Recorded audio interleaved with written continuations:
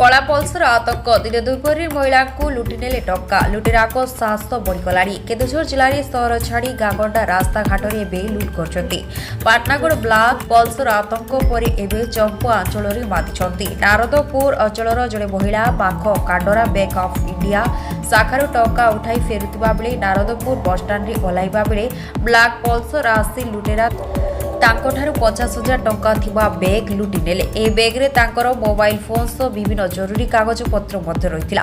लुट शिकार होइतिबा महिला हेले सुशील कुमार नायकको झियो मानिनी नायक बोली चला जायछि।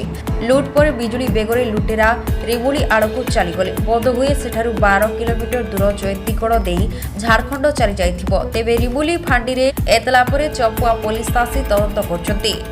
केन्दुझर जिला प्रतिनिधि दशरथ बारिकको रिपोर्ट कौशल टाइम्स।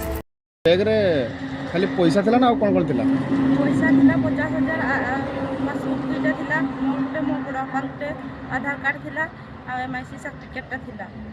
अच्छा अच्छा तुमर चोरी होर केते समय पर पुलिस पहुंचले?